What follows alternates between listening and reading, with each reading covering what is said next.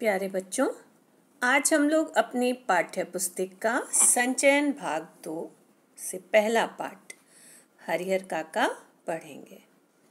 इसका एक अंश हम पहले के भाग में पढ़ चुके हैं, जिसमें हमने ठाकुरबाड़ी के बारे में और हरिहर काका के जीवन के बारे में पढ़ा था। तो एक नज़र हम हरिहर काका के जीवन पर डाल लेते हैं।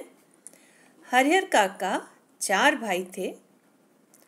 हरिहर काका की 2 शादियां हुई थी, लेकिन उसके बावजूद उन्हें संतान सुख प्राप्त नहीं हो पाया था।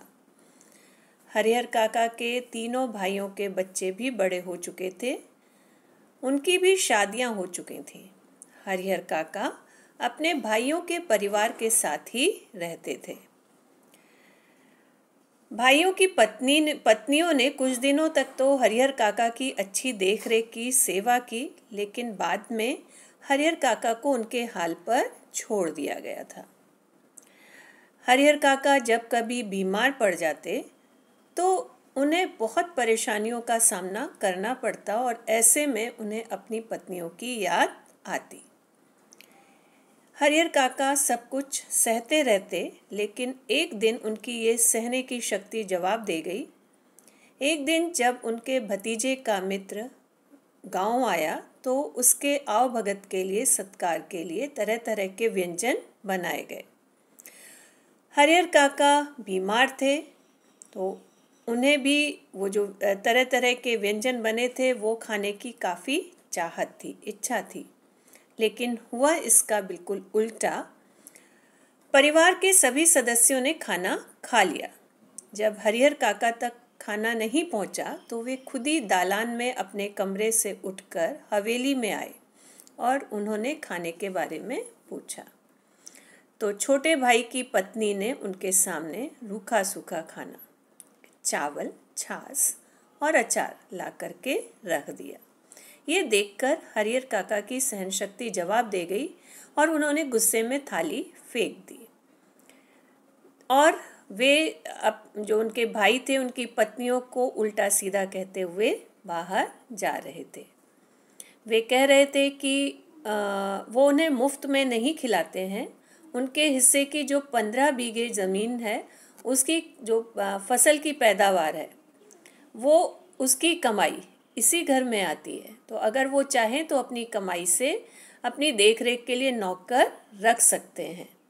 हरिहर काका जब गुस्से में ये सब बोलते हुए जा रहे थे तो ठाकुरबाड़ी के पुजारी वहाँ जो वार्षिक हवन यज्ञ होने वाला था उसके लिए घी, शकील आदि लेने के लिए आए हुए थे। उन्होंने यह बात सुनी और तुरंत जाकर ठाकुरबाड़ी के महंत को बताई। महंत जी भी ये अवसर हाथ से जाने नहीं देना चाहते थे। वे तुरंत आए और हरिहर काका को समझा बुझाकर, उन्हें बहकाकर ठाकुरबाड़ी ले आए। तो आइए, और वहाँ पर उन्होंने उनकी अच्छी खासी देखरेख शुरू कर दी, उनका सत्कार करना शुरू कर दिया। तो आइए अब आगे पढ़ते हैं। इधर शाम को हरिहर काका के भाई जब खलिहान से लौटे तब उन्हें इस दुर्घटना का पता चला। दुर्घटना मतलब बुरी घटना का। पहले तो अपनी पत्नियों पर वे खूब बरसे। बरसना मतलब गुस्सा होना या नाराज होना। फिर एक जगह बैठकर चिंतामग्न हो गए। चिंतामग्न हो जाना मतलब चिंता में डूब जाना। हालांकि गांव के किसी व्यक्ति ने उनसे कुछ नहीं कहा था। महंत जी ने हरिहर काका को क्या क्या समझाया है इसकी भी जानकारी उन्हें नहीं थी, लेकिन इसके बावजूद उनका मन शंकालु और बेचैन हो गया। शंकालु मतलब शंका में डूबा हुआ, शंकाग्रस्त, बेचैन, व्याकुल। दरअसल बहुत सारी बातें ऐसी होती हैं जिनकी जानकारी बिना बताए ही लोगों को मिल जाती है। इधर जब शाम को तीनों भाई खलिहान से घर लौटे तो उन्हें पूरी जो दिन भर में घटना घटी थी उसके बारे में पता चला। पहले तो वे भाई अपनी अपनी पत्नियों पर खूब क्रोधित हुए और फिर वे चिंता में डूबकर बैठ गए। हालांकि उन्हें अभी तक गांव के किसी भी व्यक्ति ने कुछ भी नहीं कहा था। उन्हें इस बात की भी जानकारी नहीं थी कि महंत जी ने हरिहर काका को क्या क्या समझाया है, क्या क्या कहकर बहकाने की कोशिश की है। लेकिन इन सब के बावजूद उन्हें किसी भी चीज़ की जानकारी नहीं थी, लेकिन इसके बावजूद जो उनका मन शंका से ग्रस्त था, उन्हें पता था कि क्या हो सकता है, तो इसी शंका के चलते वे परेशान हो गए थे। असल में बहुत सारी ऐसी चीज़ें होती हैं जिनकी संभावना रहती है, जिनके बारे में हमें पता रहता है कि ये हो सकता है। ऐसी ही बातों को लेकर के भाई भी चिंतित हो गए थे। तो ऐसी बातों की खबर लोगों को बिना बताए ही मिल जाती है। शाम गहराते गहराते हरिहर काका के तीनों भाई ठाकुरबाड़ी पहुंचे। उन्होंने हरिहर काका को वापस घर चलने के लिए कहा। इससे पहले कि हरिहर काका कुछ कहते, महंत जी बीच में आ गए। आज हरिहर को यहीं रहने दो, बीमारी से उठा है, इसका मन अशांत है। ईश्वर के दरबार में रहेगा तो शांति मिलेगी। तो जैसे जैसे शाम गहराती जा रही थी, मतलब शाम बढ़ती जा रही थी, अंधेरा होता जा रहा था, तीनों भाई हरिहर काका जब नहीं लौटे तो तीनों भाई ठाकुरबाड़ी पहुंचे। उन्होंने हरिहर काका को वापस घर चलने के लिए कहा, उन्हें समझाया। इससे पहले हरिहर काका कुछ कहते, महंत जी अपनी योजना को सफल होते देखना चाह रहे थे, इसलिए वो बीच में ही आ गए और बोले, हरिहर को आज यहीं ठाकुरबाड़ी में ही रहने दो। अभी अभी वो बीमारी से उठा है, अभी अभी उसकी तबीयत ठीक है, इसलिए उसका मन अशांत है, वो बेचैन है, इसलिए उसे यहीं रहने दो। ईश्वर के दरबार में रहेगा, भगवान की शरण में रहेगा, तो उसके बेचैन मन को शांति मिलेगी। लेकिन उनके भाई उन्हें घर ले चलने के लिए जिद करने लगे। इस पर ठाकुरबाड़ी के साधु संत उन्हें समझाने लगे। वहाँ उपस्थित गांव के लोगों ने भी कहा कि एक रात ठाकुरबाड़ी में रह जाएंगे तो क्या हो जाएगा। अंततः भाइयों को निराश हो वहाँ से लौटना पड़ा। अंततः मतलब आखिरकार। महंत ने मना भी किया कि आज उन्हें हरिहर काका को ठाकुरबाड़ी में ही रहने दो, लेकिन भाई उन्हें घर ले चलने के लिए जिद पकड़ने लगे। इस पर जो ठाकुरबाड़ी के बाकी सभी साधु संत थे और गांव के जो लोग ठाकुरबाड़ी में दर्शन या प्रवचन सुनने के लिए आए थे, उन्होंने भी महंत का साथ देते हुए कहा कि एक ही रात की तो बात है, अगर हरिहर काका ठाकुरबाड़ी में रह जाएंगे तो क्या हर्ज है, क्या नुकसान हो जाएगा। और आखिरकार भाइयों को निराश होकर के वहाँ से घर वापस लौटना पड़ा। रात में हरिहर काका को भोग लगाने के लिए जो मिष्ठान और व्यंजन मिले, वैसे उन्होंने कभी नहीं खाए थे। भोग क्या होता है? जो हम भगवान को चढ़ाते हैं, ईश्वर को चढ़ाते हैं। तो रात के समय अब यहाँ पर महंत जी अपने फिराक में थे कि ज़मीन जायदाद जो हरिहर काका के हिस्से की है वो ठाकुरबाड़ी के नाम हो जाए, तो इसीलिए वहाँ पर हरिहर काका की काफ़ी आवभगत हो रही थी। तो हरिहर काका को भोग लगाने के लिए, मतलब उन्हें खुश करने के लिए, जो मिष्ठान मतलब मिठाई और व्यंजन मिले, वैसे उन्होंने अपनी ज़िंदगी में पहले कभी भी नहीं खाए थे। घी टपकते मालपुए, रस बुनिया, लड्डू, छेने की तरकारी, दही, खीर। ठीक है, तो ये सब मिठाइयों के नाम हैं। मालपुआ एक तरीके की मिठाई है, रस बुनिया, लड्डू और छेने की तरकारी। छेने मतलब पनीर की सब्जी मिली थी उन्हें खाने के लिए, दही और खीर। तो इतने स्वादिष्ट व्यंजन उन्हें खाने के लिए मिले थे। पुजारी जी ने स्वयं अपने हाथों से खाना परोसा था। आओ भगत तो देखिए उसकी हद हो गई। पुजारी जी स्वयं गए और उन्होंने हरिहर काका को खाना परोसा। पास में बैठे महंत जी धर्म चर्चा से मन में शांति पहुंचा रहे थे।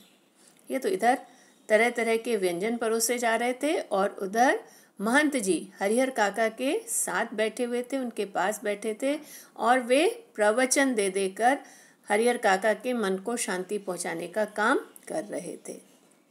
एक ही रात में ठाकुरबाड़ी में जो सुख शांति और संतोष पाया, वह अपने अब तक के जीवन में उन्होंने नहीं पाया था। तो एक रात में उन्होंने जो सुख, जो शांति और जो संतोष मतलब संतुष्टि पाई, वो अभी तक उन्हें अपने जीवन में नहीं मिली थी। यहाँ पर उनका बहुत आदर सत्कार हो रहा था। इधर तीनों भाई रात भर सो नहीं सके। भावी आशंका, आशंका मतलब शंका, भावी मतलब भविष्य में आने वाली, मन को मथती रही। मतना मतलब एक ही चीज बार बार मन में आना। 15 बीघे खेत, इस गांव की उपजाऊ जमीन, 2 लाख से अधिक की संपत्ति अगर हाथ से निकल गई तो फिर कहीं के न रहेंगे। तो वहाँ ठाकुरबाड़ी में हरिहर काका सुख, शांति और संतोष का अनुभव कर रहे थे, और इधर तीनों भाई घर में बेचैन थे। उन्हें पूरी रात नींद तक नहीं आई थी। भविष्य की जो आशंका थी वो उसके बारे में रात भर सोचते रहे। और वो आशंका क्या थी? हरिहर काका के हिस्से की 15 बीघे जमीन। तो उन्हें ये शंका थी कि कहीं हरिहर काका अपने हिस्से की जमीन ठाकुरबाड़ी के नाम ना लिख दें।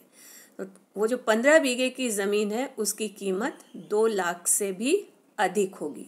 और इतनी 2 लाख से अधिक कीमत की ज़मीन अगर हाथ से निकल गई, ठीक है, अगर उनके हिस्से से निकल गई तो वे कहीं के नहीं रहेंगे, मतलब उन्हें बहुत ज़्यादा पछताना पड़ेगा।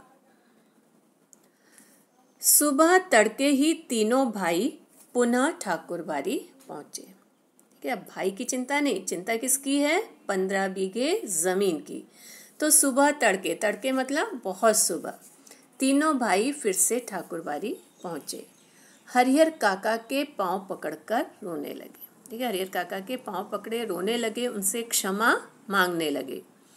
अपनी पत्नियों की गलती के लिए माफी मांगी तथा उन्हें दंड देने की बात कही।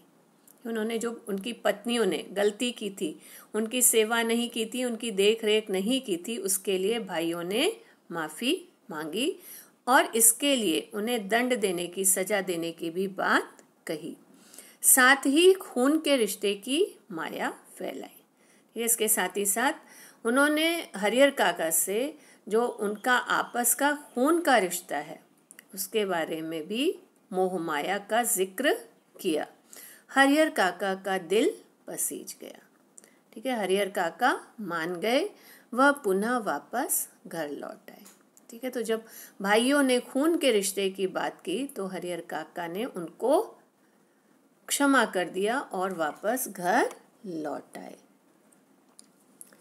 लेकिन यह क्या, इस बार अपने घर पर जो बदलाव उन्होंने लक्ष्य किया मतलब देखा, उसने उन्हें सुखद आश्चर्य में डाल दिया। सुखद मतलब सुख भरे। घर के छोटे बड़े सब उन्हें सिर आंखों पर उठाने को तैयार। सिर आंखों पर उठाने का मतलब पूरा ध्यान रखने को तैयार, पूरा सत्कार करने को तैयार। भाइयों की पत्नियों ने उनके पैर पर माथा रख गलती के लिए क्षमा याचना की। तो यहाँ जब वो घर आए तो इस बार जो घर में बदलाव थे उससे उन्हें बहुत सुखद आश्चर्य हुआ। मतलब इतना बदलाव उन्होंने सोचा भी नहीं था, इसलिए वे आश्चर्य में पड़ गए। घर में जो भी छोटे बड़े जितने लोग थे सब उनका पूरा ख्याल रख रहे थे। और इधर भाइयों की पत्नी ने उनके पैर पड़ करके उनसे क्षमा मांगी। फिर उनकी आवभगत और जो खातिर शुरू हुई वैसी खातिर किसी के यहाँ मेहमान आने पर भी नहीं होती होगी। फिर उसके बाद उनकी जो देख रेख और खातिरदारी, स्वागत सत्कार जो शुरू हुआ, वैसा स्वागत वैसा सत्कार तो किसी मेहमान का भी नहीं होता। उनकी रुचि और इच्छा के मुताबिक दोनों जून खाना नाश्ता तैयार। ठीक है, जैसा रुचि मतलब पसंद, जैसा हरिहर काका को पसंद और जैसी उनकी इच्छा होती उसी तरीके का खाना नाश्ता दोनों समय बनता। 5 महिलाएं उनकी सेवा में मुस्तैद का अर्थ होता है तैयार। 3 भाइयों की पत्नियां, 2 उनकी बहुएं। ये तो घर में भाइयों की 3 पत्नियां थी और 2 बच्चों की शादी हो गई थी, तो 2 बहुएं थी। तो 5 जो स्त्रियां थी घर की दिन रात हरिहर काका की सेवा करने के लिए मुस्तैद मतलब तत्पर रहती। हरिहर काका आराम से दालान में पड़े रहते। जिस किसी चीज़ की इच्छा होती आवाज़ लगाते ही हाजिर। हाजिर मतलब उपस्थित हो जाना। वे समझ गए थे कि यह सब महंत जी के चलते हो रहा है, इसीलिए महंत जी के प्रति उनके मन में आदर और श्रद्धा, श्रद्धा कहते हैं आस्था, के भाव निरंतर बढ़ते ही जा रहे थे। तो जो घर की स्त्रियां थीं वो हरिहर काका की सेवा में जुट गईं। ठीक है, जैसे ही हरिहर काका जिस भी चीज़ के लिए आवाज़ लगाते वो तुरंत हाजिर हो जाती थी। अब हरिहर काका को ये पूरी तरह समझ में आ गया था कि ये सब महंत जी के कारण ही हो रहा है। अब वो स्थितियों को पहचानने लगे थे और महंत जी की वजह से ही आज उनके घर की स्थितियां बदल गई थीं। इसके लिए महंत जी के प्रति उनके मन में सम्मान और श्रद्धा की भावना जो थी वो लगातार बढ़ती जा रही थी। बहुत बार ऐसा होता कि बिना किसी के कुछ बताए गांव के लोग असली तथ्य से स्वयं वाकिफ हो जाते हैं। तथ्य से वाकिफ हो जाना, सच्चाई समझ जाना। हरिहर काका की इस घटना के साथ ऐसा ही हुआ। दरअसल लोगों की जुबान से घटनाओं की जुबान ज़्यादा पैनी और असरदार होती है। ठीक है, अक्सर ऐसा होता है कि हम कुछ भी ना कहें, लेकिन जो हमारे आसपास के लोग हैं वो क्या सच्चाई है, क्या सच्ची बातें हैं, उससे अपने आप ही वाकिफ हो जाते हैं, उन्हें अपने आप ही पता चल जाता है। ऐसा ही कुछ हरिहर काका के साथ भी हो रहा था। हालांकि हरिहर काका ने किसी को कुछ नहीं कहा था, लेकिन लोगों की जुबान से घटनाओं की जुबान ज़्यादा पैनी और असरदार होती है। हरिहर काका के कुछ नहीं कहने के बावजूद जो कुछ उनके साथ घट रहा था, उन घटनाओं को देखते हुए लोग सभी बातों को समझ चुके थे। घटनाएं स्वयं ही बहुत कुछ कह देती हैं। लोगों के कहने की जरूरत नहीं रहती। ना तो गांव के लोगों से महंत जी ने ही कुछ कहा था और ना हरिहर काका के भाइयों ने ही। इसके बावजूद गांव के लोग सच्चाई से अवगत हो गए थे। अवगत हो जाना मतलब वाकिफ हो जाना, पता चल जाना। फिर तो गांव की बैठकों में बातों का जो सिलसिला चल निकला उसका कहीं कोई अंत नहीं। सिलसिला मतलब क्रम। ठीक है, तो ना हरिहर काका ने किसी से कुछ कहा, ना महंत ने और ना ही भाइयों ने, लेकिन इसके बावजूद जो कुछ घर में घटता या जो कुछ ठाकुरबाड़ी में घटा हरिहर काका के साथ, उससे लोगों को काफ़ी कुछ सच्चाई का पता चल गया था। और अब होता क्या, गांव में जहां लोग इकट्ठा होकर बैठक करते वहीं हर जगह हरिहर काका और उनके भाइयों का जो प्रसंग था, घटना थी, वो शुरू हो जाता। उनकी बातों का विषय वही बन जाता। कुछ लोग कहते कि हरिहर काका को अपनी ज़मीन ठाकुरबाड़ी के नाम लिख देनी चाहिए। इससे उत्तम और कुछ नहीं। इससे कीर्ति भी अचल बनी रहेगी। कीर्ति मतलब यश, अचल मतलब हमेशा के लिए। तो जो गांव के लोग थे उन्हें पता चल गया था कि हरिहर काका की जो ज़मीन है, सारा झगड़ा उसी के लिए हो रहा है। तो उनमें से कुछ लोग ऐसे थे जो ये कह रहे थे कि हरिहर काका को अपनी ज़मीन ठाकुरबाड़ी के नाम लिख देनी चाहिए। इससे उनकी जो यश है, उनकी कीर्ति हमेशा के लिए बनी रहेगी। इसके विपरीत कुछ लोगों की मान्यता यह थी कि भाई का परिवार तो अपना ही होता है, अपनी जायदाद उन्हें ना देना उनके साथ अन्याय करना होगा, खून के रिश्तों के बीच दीवार बनानी होगी। तो वहीं कुछ लोग ऐसे भी थे जिनका ये मानना था कि भाई का परिवार अपना खुद का परिवार होता है, तो हरिहर काका को अपनी जो ज़मीन जायदाद है वो भाई के परिवार को देनी चाहिए। ऐसा ना करके हरिहर काका जो उनके खून के रिश्ते हैं उसके बीच दीवार या सीमा खड़ी कर देंगे। जितने मुंह उतनी बातें, मतलब जितने लोग उतनी तरह की बातें। ऐसा जबरदस्त मसला पहले कभी नहीं मिला था, इसलिए लोग मौन होना नहीं चाहते थे।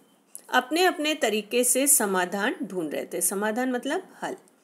तो ऐसा मामला, ऐसा मसला पहले कभी नहीं था, लोगों को ऐसा मसला पहले कभी नहीं मिला था, इसलिए सब अपने अपने तरीके से बातें कर रहे थे और सब अपने अपने तरीके से हल ढूंढ रहे थे और प्रतीक्षा कर रहे थे कि कुछ घटित हो।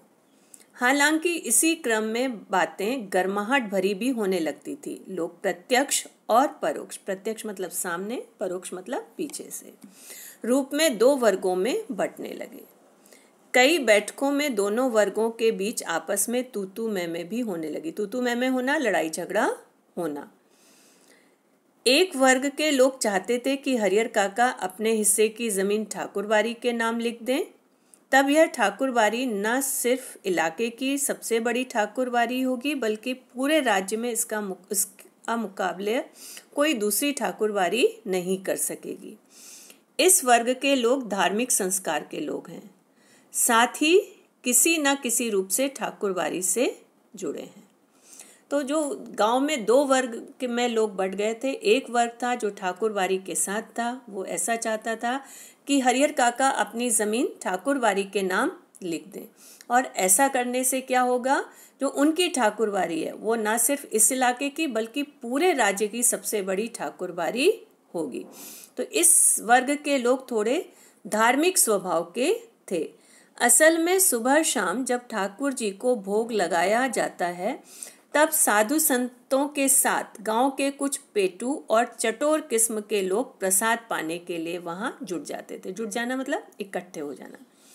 तो लेखक कहते हैं असलियत ये है कि जब सुबह शाम ठाकुरबाड़ी पर ठाकुर जी को भोग चढ़ाया जाता है, तो भोग में जो तरह तरह के व्यंजन आते थे, उनको साधु संत के साथ गाँव के जो कुछ चटोरे किस्म के, पेटू मतलब जो ज़्यादा खाते हैं, चटोरे किस्म के लोग प्रसाद पाने के लिए वहाँ जुट जाते थे, मतलब इकट्ठे हो जाते थे।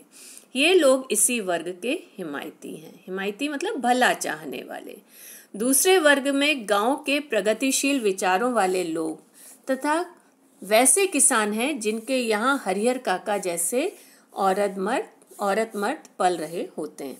और जो दूसरा वर्ग था वो गांव की प्रगतिशील मतलब गांव की प्रगति हो ऐसे किसान हैं और ऐसे लोग हैं जिनके यहाँ हरिहर काका जैसे लोग, चाहे वो औरत हो या आदमी हो, वो पल रहे होते हैं। मतलब ऐसे लोग उनके साथ रहते थे जिनके आगे पीछे कोई नहीं है। गांव का वातावरण तनावपूर्ण हो गया था और लोग कुछ घटित होने की प्रतीक्षा करने लगे थे। गांव दो वर्गों में बंट गया था, तो गांव का वातावरण तनावपूर्ण हो चुका था और गांव के लोग अब ये प्रतीक्षा करने लगे थे कि आगे क्या घटने वाला है। तो बच्चों, आइए एक नज़र डालते हैं आज जो हमने कहानी का अंश पढ़ा, उसमें जो कठिन शब्द थे। शंकालु का अर्थ होता है संदेह करने वाला, बेचैन मतलब व्याकुल, मथना मतलब बार बार सोचना, याचना का अर्थ है मांगना, आओ भगत मतलब सत्कार, मुस्तैद मतलब कमर कस के तैयार हो जाना, श्रद्धा आदरपूर्ण आस्था या विश्वास, निरंतर लगातार। आइए एक नज़र डालते हैं कि हम जो आज हमारे समाज की स्थिति है, जैसा कि हमने कहानी में भी पढ़ा, कैसी आज हमारी समाज की स्थिति हो गई है। आज पारिवारिक जीवन में स्वार्थी मनोवृत्ति घर करती जा रही है। ज़्यादातर लोग केवल स्वार्थ के लिए ही रिश्ते निभाते हैं। आज लोग केवल अपने स्वार्थ के बारे में ही सोचते नजर आते हैं। यह भावना सर्वथा अनुचित है। ठीक है, जैसा हमने आज के अंश में पढ़ा। ठीक है, जो पारिवारिक जीवन है, ठीक है, हरिहर काका 3 भाइयों के साथ रहते थे, लेकिन हो क्या रहा था, भाई हरिहर काका के लिए नहीं, उनके रिश्ते के लिए नहीं, उनकी 15 बीघा जमीन के लिए, अपने स्वार्थ के लिए उन्हें साथ रख रहे थे। ठीक है, और वे केवल अपने स्वार्थ के बारे में सोच रहे थे, हरिहर काका के बारे में कोई नहीं सोच रहा था। तो ये जो आज स्वार्थ की भावना है, जहाँ हम केवल अपने बारे में सोचते हैं, जहाँ हमारा फायदा नहीं होता, हम उस चीज़ के बारे में सोचते नहीं, उस ओर देखते तक नहीं। तो ये जो स्वार्थ की भावना है, ये आज हमारे अंदर बसती जा रही है, घर करती जा रही है। ये भावना बिल्कुल भी ठीक नहीं है। ठीक है, हमें स्वार्थी ना बनकर जो हमारे रिश्ते हैं उनकी अहमियत को समझना चाहिए। तो मैं उम्मीद करती हूँ बच्चों, कहानी का ये अंश आपको समझ में आया होगा। धन्यवाद।